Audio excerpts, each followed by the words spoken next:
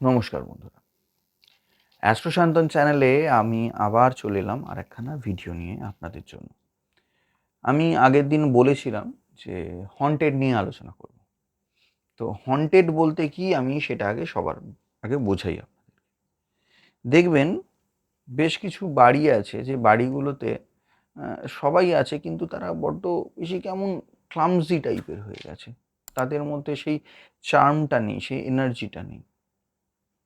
তারা নিজেরা বলে, বাইরে না আমি খুব ভালো থাকি জানিস তো, বাড়ির থেকে বাইরে বেরোলে আমি খুব ভালো থাকি, বাড়িতে যেতে ইচ্ছে করে না। এটা তারপর ধরুন বাড়িতে যখন কেউ থাকে,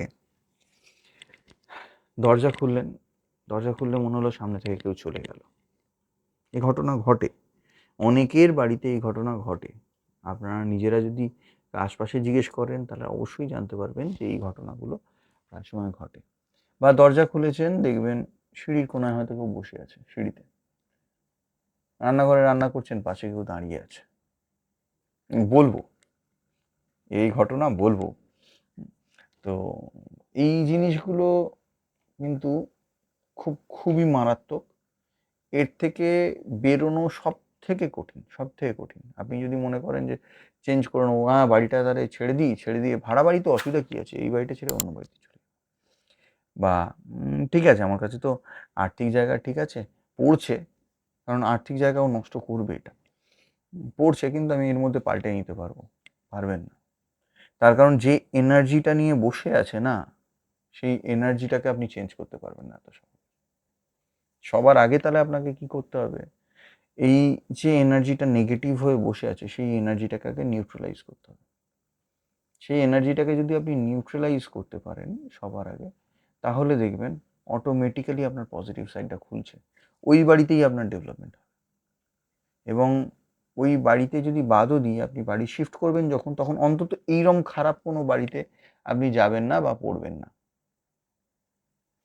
তো সবার আগে যেটা বলার, যে এই হন্টেডের জিনিসগুলো আপনারা নিজের আশপাশে দেখুন, দেখলে অবশ্যই দেখতে পাবেন। যারাই দেখতে পান না কেন, যারাই ফেস করে থাকুন না কেন, অবশ্যই কমেন্টস করুন, কমেন্টস করে আমাদেরকে জানান, আমাকে বলুন যে এরকম কিছু দেখেছেন বা এরকম ফেস করছেন।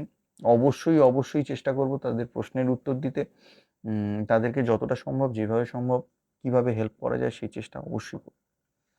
এবং এটা খুব সাংঘাতিক জিনিস, যেটা থেকে আমাদেরকে সাবধান থাকতে হবে।